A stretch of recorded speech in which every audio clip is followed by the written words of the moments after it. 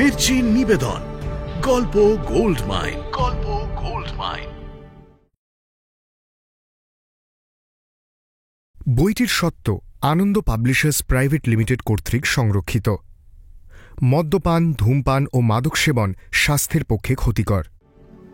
মির্চি গল্প গোল্ড মাইনে আপনাকে স্বাগত। মণিমাণিক্যে ভরা বাংলা সাহিত্যের কিছু কালোজয়ী উপন্যাস ও গল্প দিয়ে সাজানো আমাদের এই মির্চি গল্প গোল্ড মাইন।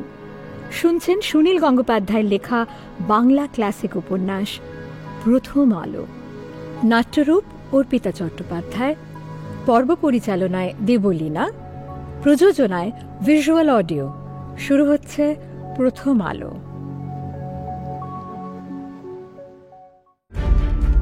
বাছা আমার, এ কি চেহারা হয়েছে তোর? তোর সোনার অঙ্গ যে কালি হয়ে গেছে।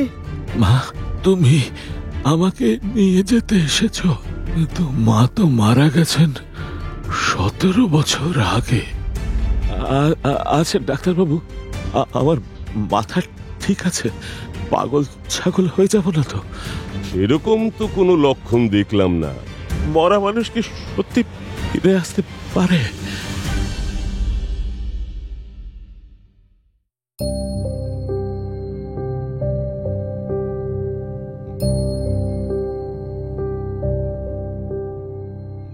শশীভূষণের ত্রিপুরায় ফেরা হয়নি। তার আগেই প্রবল অসুস্থ হয়ে পড়েছেন। সাহেব ডাক্তারের ওষুধ, ঠাকুর দেবতার চরণামৃত কিছুই তাকে সুস্থ করে তুলতে পারছে না। এ সময়ই এক রাতে অদ্ভুত এক রোমাঞ্চকর অভিজ্ঞতা হল তার।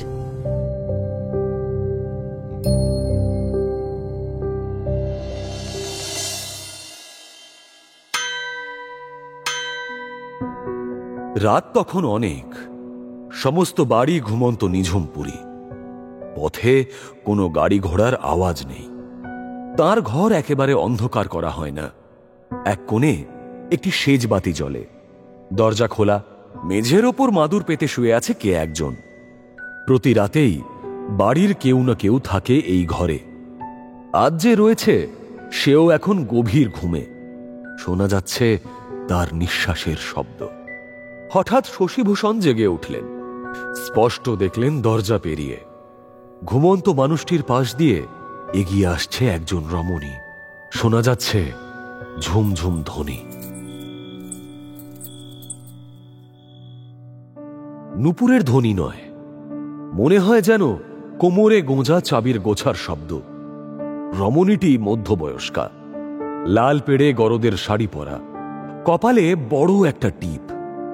আরো কাছে আসতে শশীভূষণ চিনতে পারলেন সেই নারী তাঁর জননী। তাঁর দুচোখে জলের ধারা। শিয়রের কাছে এসে তিনি ফুঁপিয়ে ফুঁপিয়ে কাঁদতে লাগলেন। শশীভূষণ ব্যাকুলভাবে জিজ্ঞেস করলেন, একি মা, মা তুমি কাঁদছ কেন?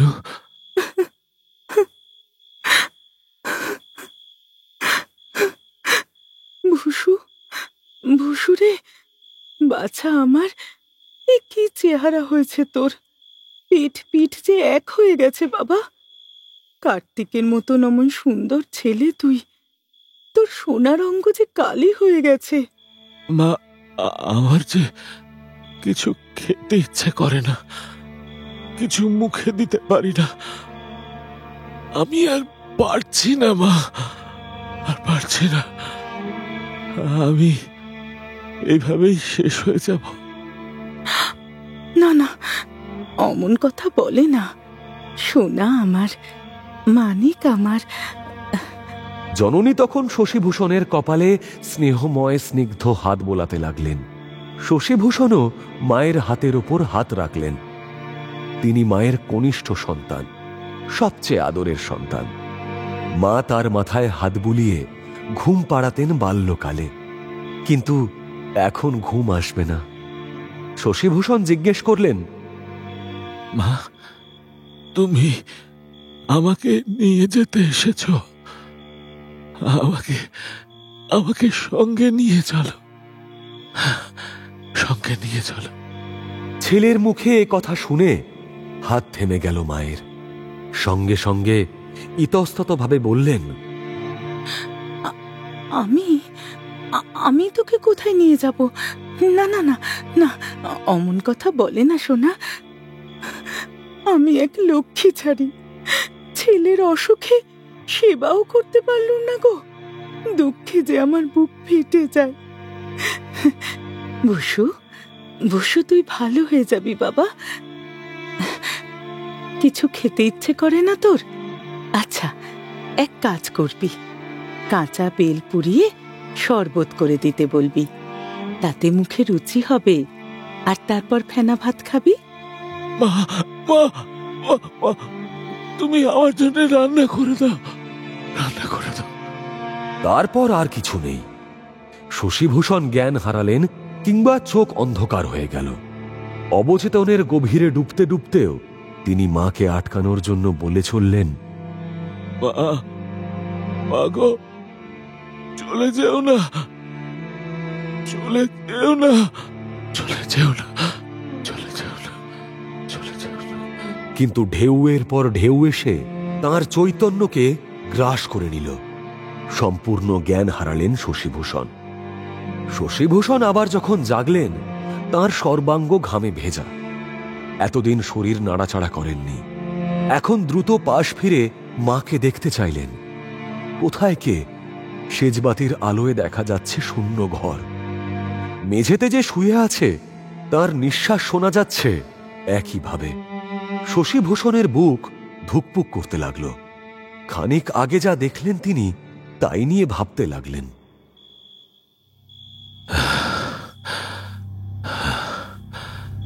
মা এসেছিলেন, মা আমার সঙ্গে কথা বললেন, হাত রাখলেন কপালে, কিন্তু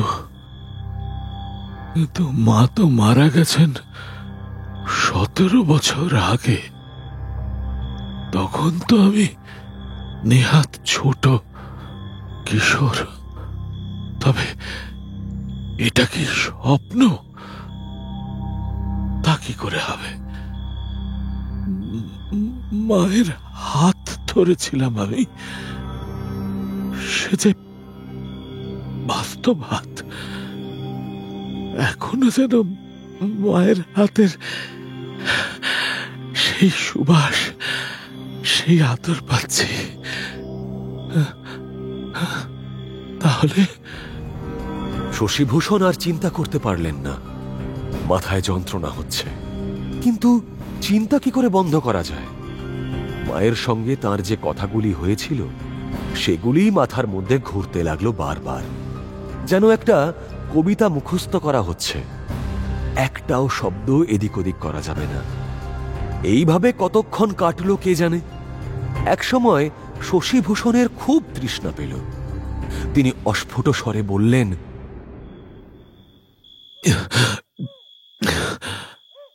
জল, একটু জল, জল। যেন সঙ্গে সঙ্গে কেউ একটা জল ভরা ঝিনুক ধরল তার ঠোঁটের কাছে। শশীভূষণ চোখ বুজেছিলেন। চোখ মেলতেই আবার তার বুক কেঁপে উঠল। এবারে মা নন, একটি কিশোরী। তার মাথা ভর্তি চুল, সারল্য মাখা, টানা টানা দুটি চোখ। সে শশীভূষণের একেবারে মুখের কাছে ঝুঁকে এসে জল পান করাচ্ছে ঝিনুক দিয়ে।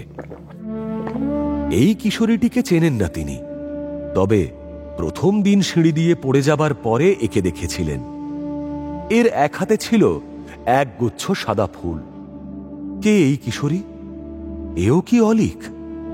শশীভূষণ ভাবলেন বিকারের ঝোঁকে তিনি চোখে ভুল দেখছেন। তার তো এমন কঠিন অসুখ আগে কখনো হয়নি, তাই অভিজ্ঞতাও নেই। সত্যি সত্যি তিনি জল পান করছেন নাকি এটাও স্বপ্ন?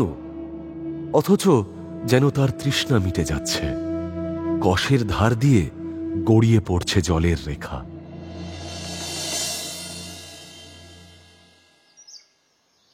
পরদিন শশীভূষণ জাগলেন বেশ দেরিতে। অন্যদিনেরই মতন তার বৌঠানরা যখন তাকে জোর করে দুধসাগু খাওয়াতে এলেন, শশীভূষণ আস্তে আস্তে মাথা নেড়ে কেবল বলতে পারলেন, কাঁচা বেল পোড়া শরবত।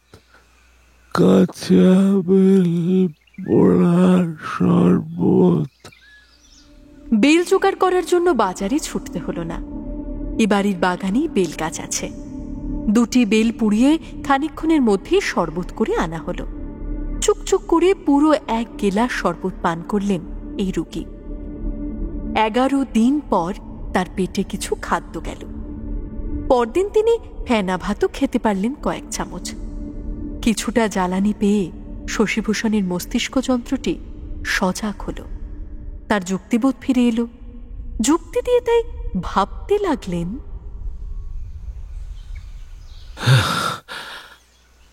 সেই রাতে আমি মাকে দেখলাম কি করে?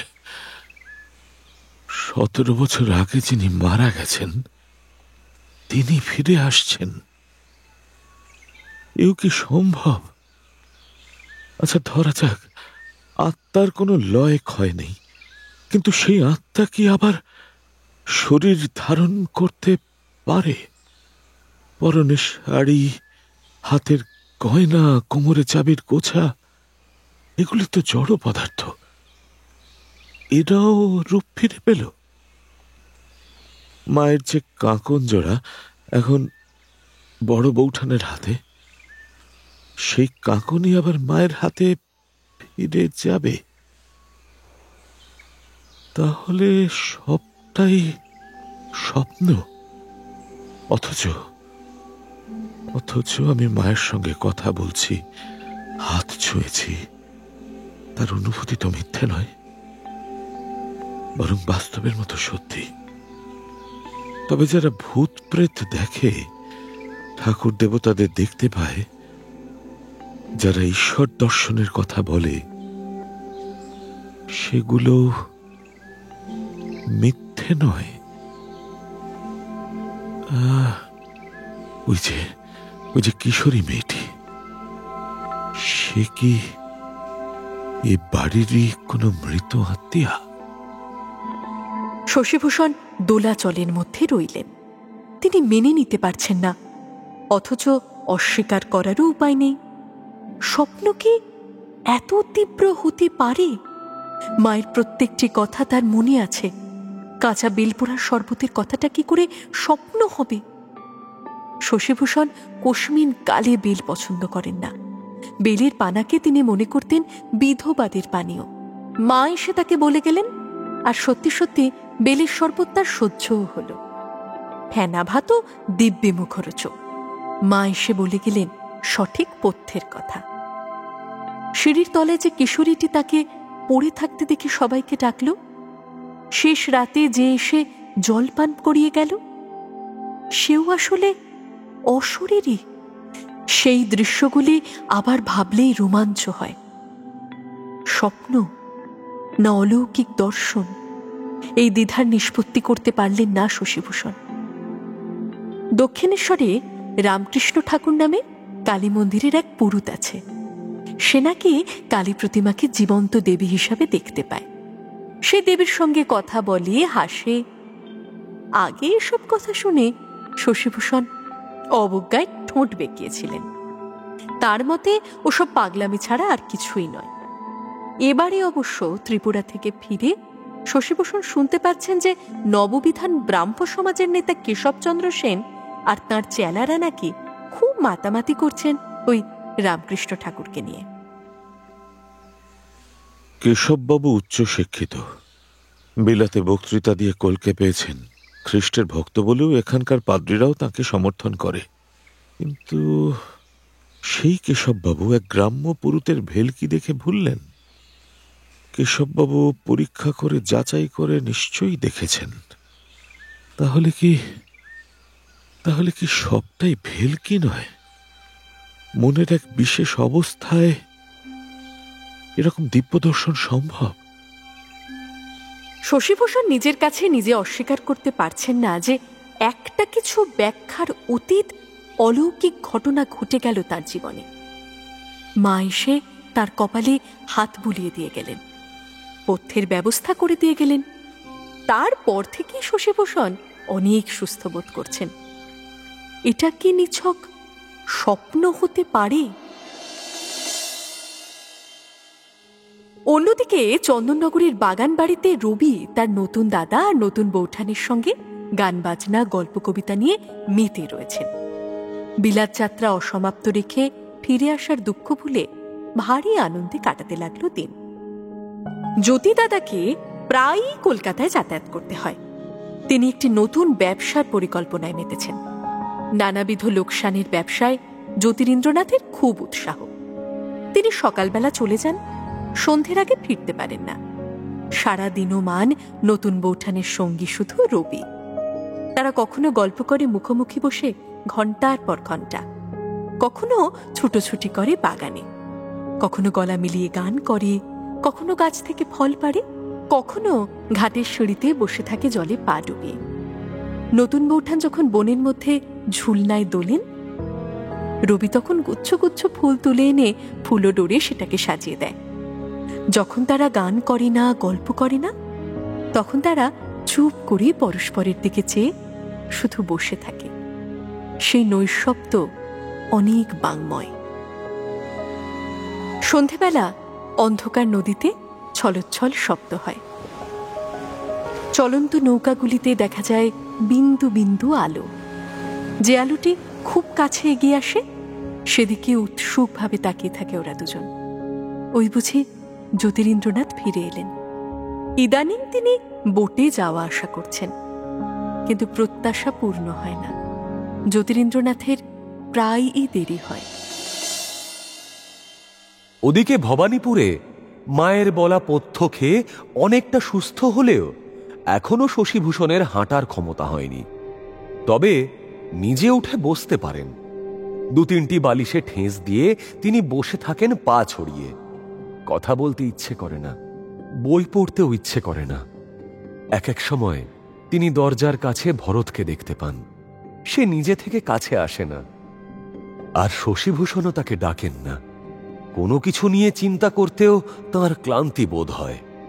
শুধু বারবার মনে পড়ে মায়ের মুখখানা। মায়ের মৃত্যুর সময় শশীভূষণ ছিলেন মুর্শিদাবাদে। শেষ শয্যায় মাকে তিনি দেখতেও পাননি। 2 দিন বাদে এলেন ডাক্তার মহেন্দ্রলাল সরকার। সিঁড়িতেই তার পায়ের ধূপধাপ শব্দ হতে লাগল। তিনি হৃষ্টপুষ্ট জবরদস্ত পুরুষ।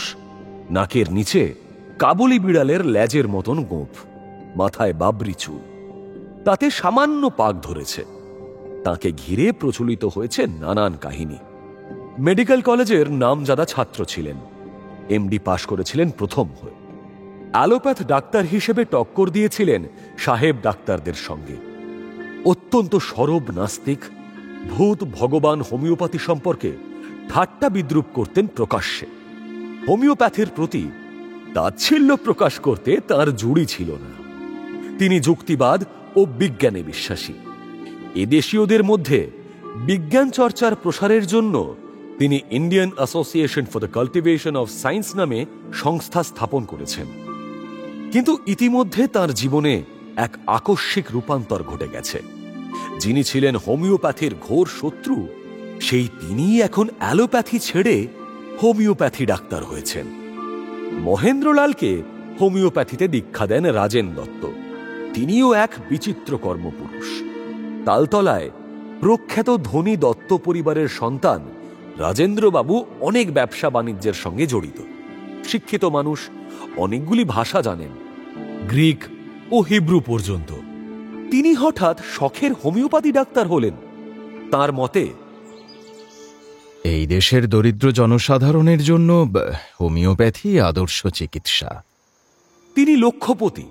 রোগীদের কাছ থেকে কোনো ফি নেন না তো বটেই, বরং নিজেই তাদের ওষুধ ও পথ্য কিনে দেন। মহেন্দ্রলালের মতন পাশ করা ডাক্তাররা রাজেন্দ্রবাবুকে হাতুড়ে বলে অবজ্ঞা করতেন। কিন্তু রাজেন্দ্র দত্তর সাফল্য চমকপ্রদ। গরিবরা তো তাঁর নামে ধন্য ধন্য করেই, অনেক প্রখ্যাত ব্যক্তিকেও তিনি সারিয়ে তুলতে লাগলেন প্রায় অলৌকিক উপায়। ঈশ্বরচন্দ্র বিদ্যাসাগরকে তিনি সুস্থ করে তুললেন। বিদ্যাসাগর মশাই এখন হোমিওপ্যাথির ভক্ত। রাজা রাধাকান্ত দেবের পায়ের গ্যাংগ্রিন কিছুতেই সারছিল না। রাজেন দত্তর চিকিৎসায় তিনি সুস্থ হয়ে উঠলেন। জয়পুরের রাজার চোখের ছানিও সেরে গেল তাঁর ওষুধে। রাজা রাধাকান্ত দেব কৃতজ্ঞ হয়ে রাজেন দত্তকে 25,000 টাকা পুরস্কার দিতে চেয়েছিলেন। রাজেন দত্ত তাও নেননি, বলেছিলেন, হোমিওপ্যাথির যে জয় হয়েছে সেটাই আমার কাছে যথেষ্ট। মহেন্দ্রলাল একবার চ্যালেঞ্জ জানালেন রাজেন দত্তকে। আমি আপনার সঙ্গে ঘুরে আপনার চিকিৎসা পদ্ধতি দেখব। তারপর থেকেই তিনি রাজেন দত্ত ও হোমিওপ্যাথির ঘোর ভক্ত। কলকাতার চিকিৎসক সমাজ ছিছি করতে লাগল। ব্রিটিশ মেডিকেল অ্যাসোসিয়েশনের বাংলার শাখা থেকে তাকে বিতাড়নের প্রস্তাব উঠল, কিন্তু তবুও মহেন্দ্রলাল তাঁর জেদ ছাড়লেন না। নবরূপে আবির্ভূত হবার পর প্রথম কয়েক মাস তিনি রুগীই পাননি। তারপর ধীরে ধীরে তার হাতযশ ছড়াতে লাগল। এখন তিনি শয্যার পাশে দাঁড়াতেই মুমূর্ষু রুগীও উঠে বসে। শশীভূষণ তার প্রথম যৌবনে কেশব সেন ও মহেন্দ্রলাল সরকারের মতন ব্যক্তিদের দ্বারা উদ্বুদ্ধ হয়েছিলেন। অন্ধবিশ্বাস ও ভক্তির বদলে যুক্তি ছিল তার মূল মন্ত্র। কিন্তু এখন তার সেই সব আদর্শ পুরুষদের মত বদল দেখে বিভ্রান্ত হয়ে পড়ছেন তিনি। অথচ মহেন্দ্রলালের কথা শুনেই শশীভূষণ এতকাল মনে করতেন, হোমিওপ্যাথি চিকিৎসা হলো ঢিলছোঁড়া। কিছু কিছু রোগ প্রকৃতির হাতে ছেড়ে দিলে আপনি সেরে যায়। হোমিওপ্যাথি ডাক্তাররা সেই আরোগ্যের কৃতিত্ব নেয়। কিন্তু আজ শশীভূষণকে সেই চিকিৎসারই আশ্রয় নিতে হচ্ছে। আর চিকিৎসা করতে আসছেন যিনি, তার কাছ থেকেই শশীভূষণ পেয়েছিলেন অবিশ্বাসের দীক্ষা। সিঁড়ি দিয়ে উঠতে উঠতে মহেন্দ্রলাল হঠাৎ থেমে গিয়ে শশীভূষণের মেজদা মণিভূষণকে জিজ্ঞেস করলেন, ওসব কিসের আওয়াজ? মণিভূষণ ছিপছিপে মধ্যবয়স্ক পুরুষ, মাথায় টাক। বাড়িতেও তিনি ফুল প্যান্ট ও ফুল স্লিভ শার্ট পরে থাকেন, গলায় টাই না বেঁধে বাইরে বেরোন না। এদিকে আবার তিনি পরম বৈষ্ণব, ঠাকুরের প্রসাদ না দিয়ে মধ্যাহ্ন ভোজনে বসেন না কখনো। মণিভূষণ বললেন, আজ্ঞে, আমাদের গৃহদেবতার পূজা হচ্ছে। মহেন্দ্রলাল পরে আছেন ধূসর রঙের 3 পিস স্যুট। কোটের বুক পকেট থেকে উঁকি দিচ্ছে রুমালের ত্রিকোণ। প্যান্টের পকেট থেকে অন্য একটি রুমাল বার করে কপালের ঘাম মুছলেন। ওপরতলায় ঠাকুর ঘরে একই সঙ্গে ঘণ্টা, বঁশি ও করতাল বাজছে। সেই সঙ্গে শোনা যাচ্ছে এক পুরুতের উচ্চ কণ্ঠস্বর। প্রত্যেক দিনই এরকম হয় নাকি? হ্যাঁ, প্রত্যেক দিনই তো পুজো হয় বটেই। আসলে গৃহদেবতার পুজো একদিনের জন্য বন্ধ হলে সে গৃহ ছারখারে যায়। তবে শশীর এমন ব্যারামের জন্য কদিন শান্তি সত্যায়ন হচ্ছে, করছেন ওই ভাটপাড়ার এক পূজারী। বন্ধ করুন, বন্ধ করুন এক্ষুনি, না হলে আমি ফিরে যাব। বাড়িতে যখন এই রকম চেঁচামেচি হবে তখন ডাক্তার ডাকবেন না। কাঁই কুঁই ঢ্যাং ঢেং শুনলে কেউ মনোসংযোগ করতে পারে? ওফ, আমারই কানে তালা লেগে যাচ্ছে। তাহলে রুগীর কি অবস্থা? এতে অসুখ কমে না বাড়ে? মণিভূষণের মুখে আতঙ্কের ছাপ পড়ল। পুজো কি মাঝপথে বন্ধ করা যায় নাকি? তাতে যে মহা অকল্যাণ হবে। ডাক্তার বাড়িতে 1-2 দিন আসে, পুজো আচ্ছা নিত্য 30 দিনের ব্যাপার।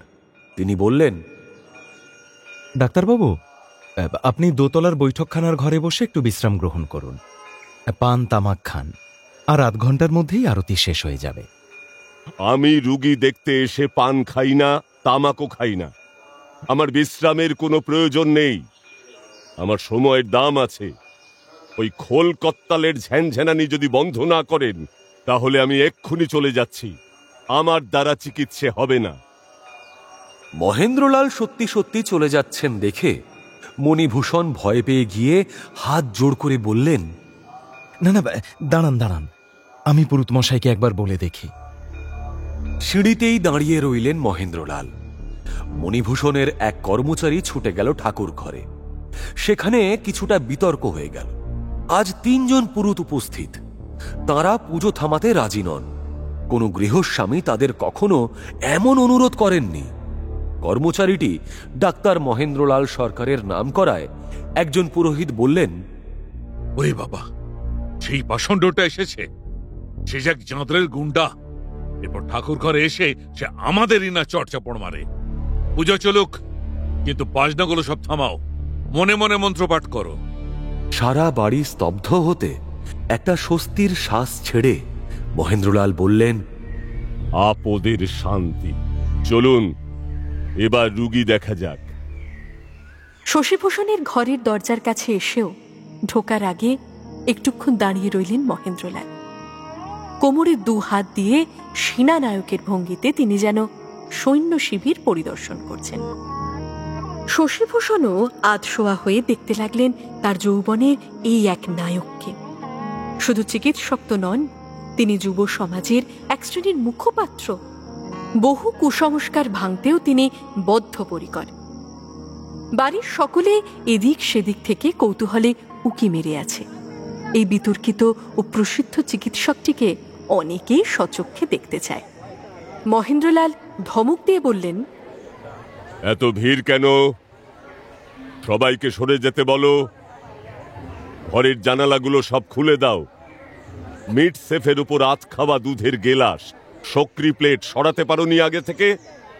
ডাক্তারকে মধ্য ফরাস নাকি? নোংরা ঘরে পা দিতে আমার ঘেন্না করে। হটাও, সব জঞ্জাল হটাও। পেট প্যান খাটের নিচে রাখতে হয়, তাও কেউ জানে না এ বাড়িতে? এরপর ভেতরে এসে শশীভূষণের মাথার কাছে দাঁড়িয়ে তিনি কিন্তু কোমল কণ্ঠে জিজ্ঞেস করলেন, খুব কষ্ট?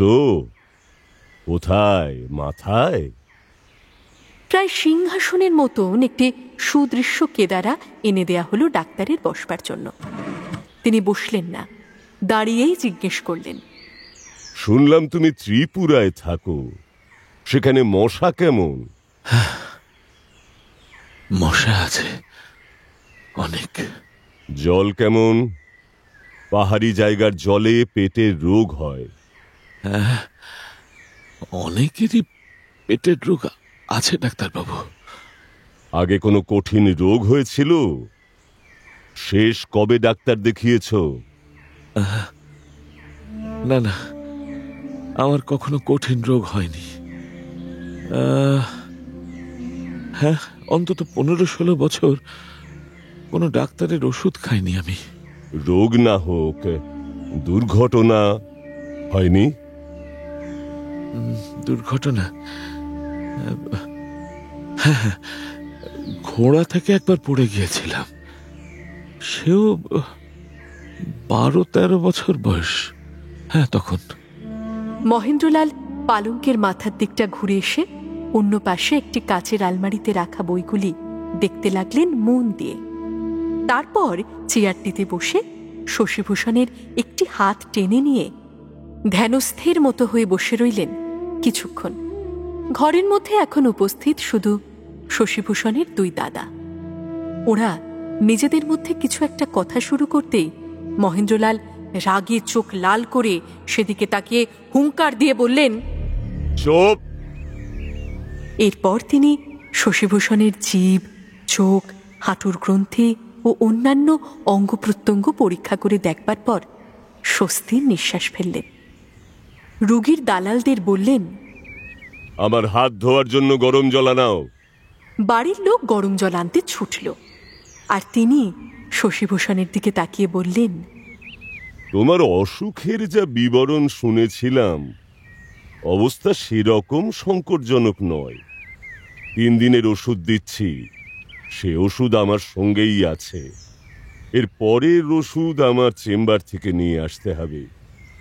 তুমি হার্ব ডিসপেন্সারের বই পড়ো? পোঁত পড়েছ? মণিভূষণ প্যান্টালুনের পকেটে একটা পার্স নিয়ে নাড়াচাড়া করছেন। ডাক্তারের ফি কত দিতে হবে তা জিজ্ঞেস করতে সাহস পাচ্ছেন না। মহেন্দ্রলাল উঠে দাঁড়াতেই তিনি পকেট থেকে পার্সটা বার করলেন। আমার ভিজিট 32 টাকা। 2 ভাই চোখাচোখি করল বিস্ময়ে। এই টাকা দিতে যে তারা অপারক তা নয়, কিন্তু ইংরেজ ডাক্তাররা পর্যন্ত 16 টাকা ফি নেয়, আর এই একজন বঙ্গ সন্তান ডাক্তার চাইছে 32।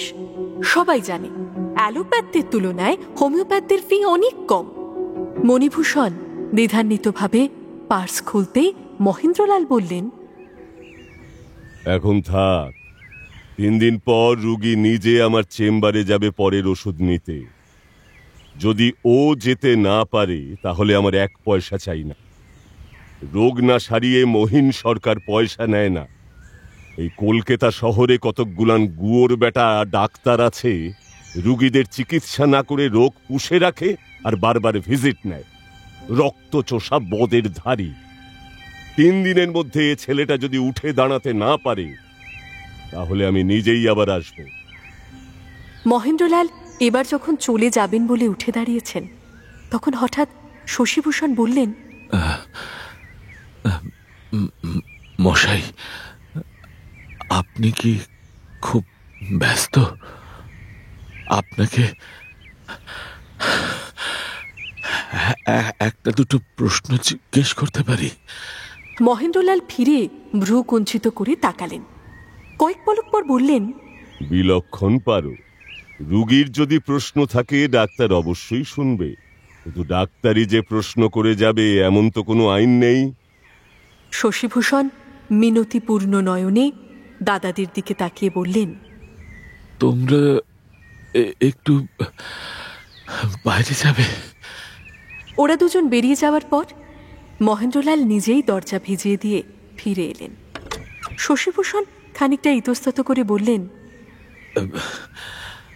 আসলে জানেন, আমি অনেক দিন থেকেই আপনার খুব অনুরাগী। ওসব কথা বাদ দাও, আসল কথা বলো।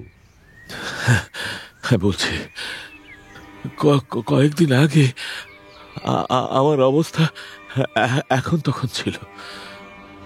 নিজেই বুঝেছিলাম, মাঝে মাঝে নিঃশ্বাস বেঁধে মুখে, কিন্তু খাদ্যদ্রব্য মুখে কিছুতেই নিতে পারতাম না। তারপর কাঁচা বেল পোড়ার শরবত আর হেনা ভাত খেয়ে গায়ে কিছুটা জোর পেয়েছি। বেশ তো, ভেরি ওয়েল। যা প্রাণ চায় তাই খাবে। খাদ্য হচ্ছে শরীরের ব্যাপার, শরীর সহ্য করতে পারলেই হলো। আমার মা এসে আমাকে এই দুটো খেতে বললেন। সন্তানের কি ভালো লাগে তা মায়ের চেয়ে আর বেশি কে বুঝবে? একই তো রক্ত মাংসের আধার। আচ্ছা ডাক্তারবাবু, আপনি পরীক্ষা করে কি বুঝলেন আমার মাথা ঠিক আছে? পাগল ছাগল হয়ে যাব না তো?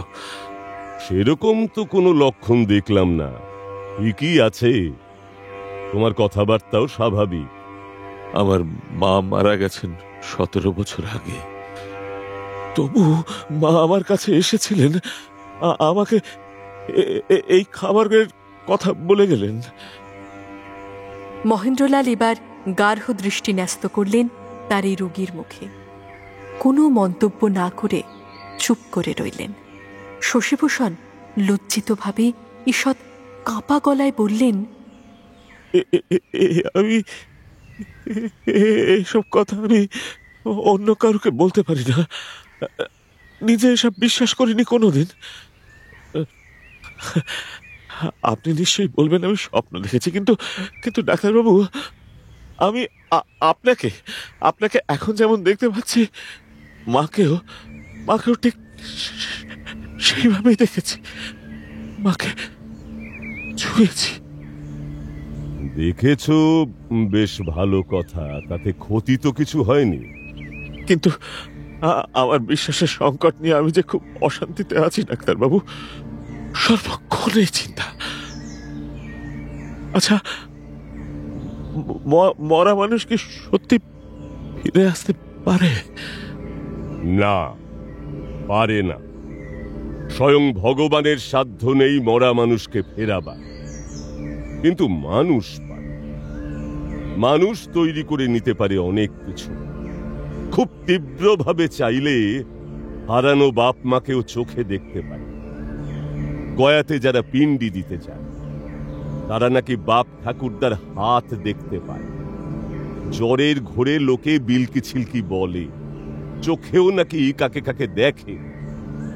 বাপ মা হারারা অসুখের সময় বাপ কিংবা মাকে দেখে, এরকম তো প্রায়ই শুনি। কিন্তু ওই যে পথ্যের কথা, ওসব তো আমি পছন্দ করতাম না। যদি যদি কল্পনাই হয়। এবার মহেন্দ্রলাল অস্থিরভাবে উঠে দাঁড়িয়ে শশীভূষণের কথা কেটে বললেন, রে বাপধন, আমি কি আর সব জানি?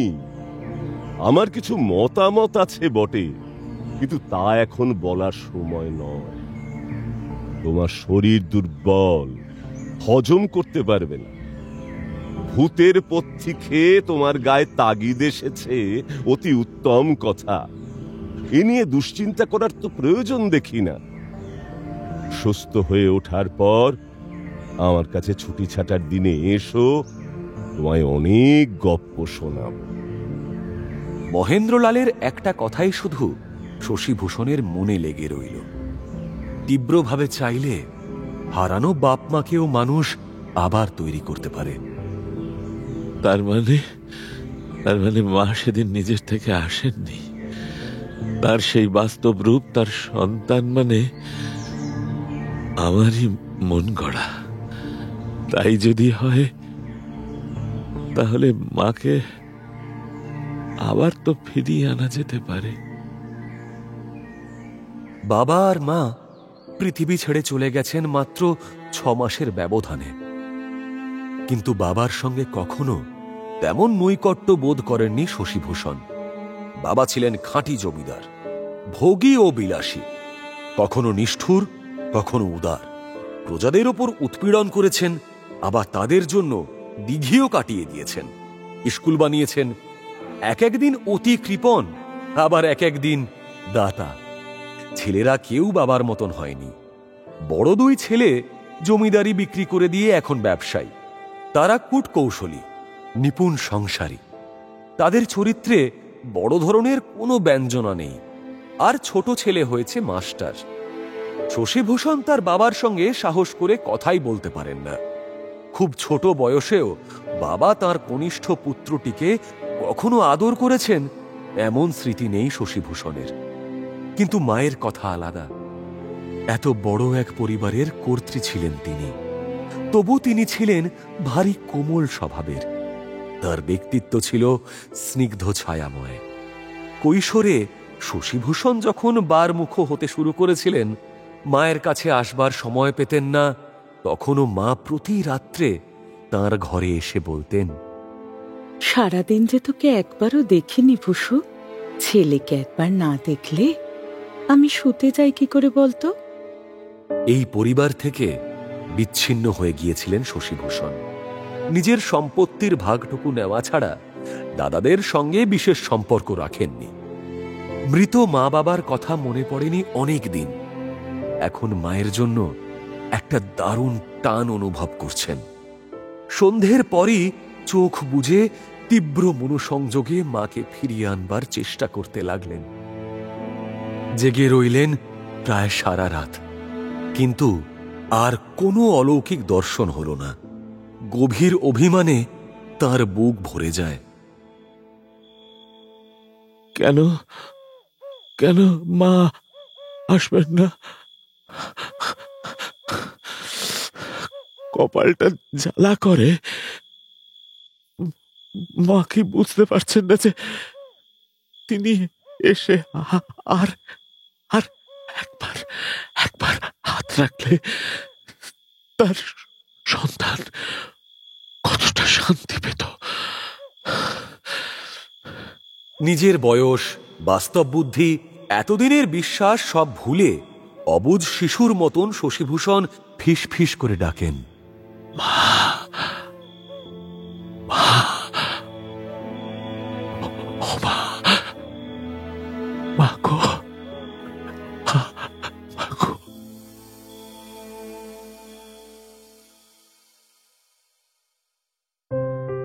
চন্দননগরের বাড়িতে জ্যোতিরিন্দ্রনাথের আসা হয়েছিল শীতের শুরুতে। ক্রমে বসন্ত ও গ্রীষ্ম পেরিয়ে গেল। আকাশে জমেছে মেঘ। সেই মেঘের রং গাঢ় হচ্ছে। বর্ষা আসন্ন। নদীর স্রোতে ভেসে যাওয়া ফুলের মতন এক একটি দিন। রবি ও নতুন বৌঠান পরস্পরকে এত নিবিড়ভাবে কাছাকাছি আগে কখনো পায়নি। দুজনের জন্য শুধু দুজন। এক একদিন দমকা হাওয়ায় সবকিছু এলোমেলো হয়ে যায়। চতুর্দিকে প্রকৃতির আঁচল ওড়ে। বাড়ির কাছের জঙ্গলটিতে একটি আবরণ তৈরি হয়ে যায়। মনে হয় এই পৃথিবীতে এই জঙ্গল ছাড়া আর কিছু নেই। তখন তার মধ্যে হাত ধরাধরি করে ছোট দুটি বিশুদ্ধ যুবক যুবতী। তাদের বুক কাঁপে বজ্রপাতের শব্দে। তবু কি মধুর সেই ভয়। গাছের পাতাগুলি ঝিলিমিলি শব্দে যোগ দেয় তাদের হাসির উচ্ছলতায়। কিন্তু একদিন একটা বিপর্যয় হলো। সেদিন সকাল থেকে রবি লেখা নিয়ে মগ্ন। উপন্যাসটিতে বেশ মন বসেছে। একটানা 7 পাতা লেখার পরে থেমে দুটি কবিতা লিখে ফেলল। এখন তাকে মৈথিলী কবি ও বৈষ্ণব পদকার বিদ্যাপতিতে পেয়ে বসেছে। বিদ্যাপতি নতুন বৌঠানেরও খুব প্রিয়। তিনি নিরালায় রবিকে ভানু নামে ডাকেন।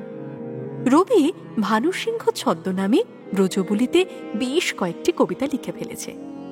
সেরকম দুটি কবিতা শেষ করে সে আবার উপন্যাসে মনোনিবেশ করল। একসময় তার মনে হলো যে তার বেশ খিদে পেয়েছে। বেলা কত হলো? কেউ আমাকে খেতে ডাকেনি কেন? ও, আজ তো সেই পিকনিক হওয়ার কথা। এরকম আগেও হয়েছে কয়েকবার। জ্যোতিদাদার খুব বনভোজনের শখ। আজ জঙ্গলের মধ্যে একটা বকুল গাছের তলায় নতুন বৌঠান রান্না করবে। জ্যোতিদাদা আর রবি তাকে গান বাজনা শোনাবে। মশলা না দিয়ে শুধু সঙ্গীত সহযোগে পঞ্চব্যঞ্জনের কেমন স্বাদ হয় তার পরীক্ষা রবি ভুলেই গিয়েছিল।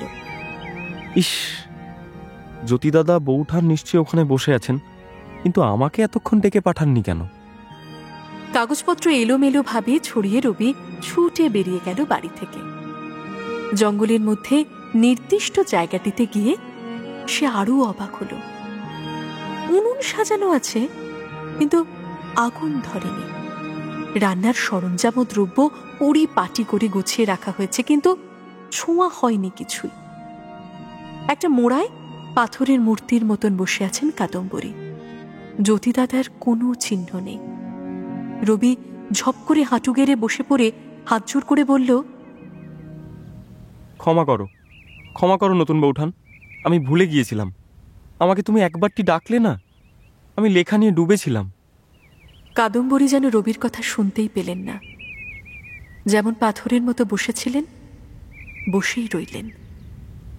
রবি চারদিকে ঘাড় ফিরিয়ে দেখে জিজ্ঞেস করল, জ্যোতিদাদা কোথায়? এবার কোনো উত্তর নেই দেখে রবি উঠে দাঁড়াল। বৌঠানের মান ভাঙাতে দাদাকে লাগবে। কাজেই রবি বলল, দাঁড়াও, আমি এক্ষুনি জ্যোতিদাদাকে ডেকে আনছি। সে আবার ছুটে গেল বাড়িতে। ভৃত্যদের কাছ থেকে খবর নিয়ে জানল যে জ্যোতিদাদা বেরিয়ে গেছেন ভোরবেলা। কখন ফিরবেন ঠিক নেই। রবি এবার ভয় পেয়ে গেল। নতুন বৌঠানের অভিমান অতি সাংঘাতিক। এই অভিমানে তিনি চেঁচামেচি করেন না, কাঁদেন না, তীব্র বিষাদে মগ্ন হয়ে যান। সেই সময় তিনি কথা বলতে চান না কিছুতেই। কিছুদিন আগে এই রকম এক সময় নতুন বৌঠান আত্মহত্যা করতে গিয়েছিলেন। আজ রবি নিজেও দোষ করেছে। আজ আবার যেন তেমন কোনো কাণ্ড করে বসবেন না তো বৌঠান।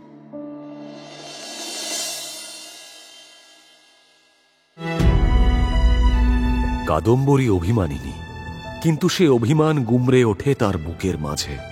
আর তেমনি চরম অভিমানের মুহূর্তে তার আত্মহত্যা করার প্রবণতা আছে। জ্যোতিরিন্দ্রনাথ ও রবির তার প্রতি এই অবহেলা বড় বুকে বেজেছে তার। পাথরের মতন বসে থাকাটা যে ঝড়ের আগে প্রকৃতির গুমোট হয়ে থাকার মতোই। এরপরই ঝড় উঠবে। কি ঘটবে? রবি কি পারবে এই ঝড় আটকাতে?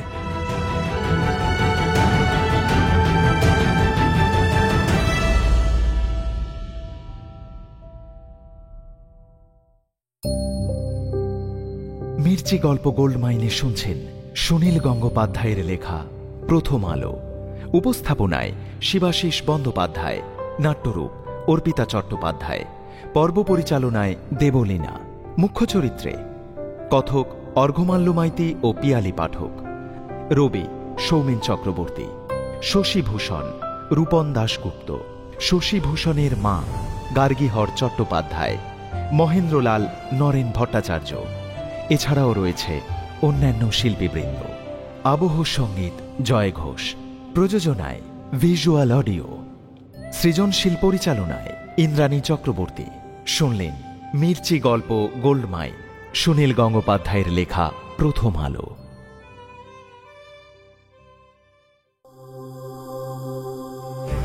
মির্চি নিবেদন গল্প গোল্ড মাইন। গল্প গোল্ড মাইন।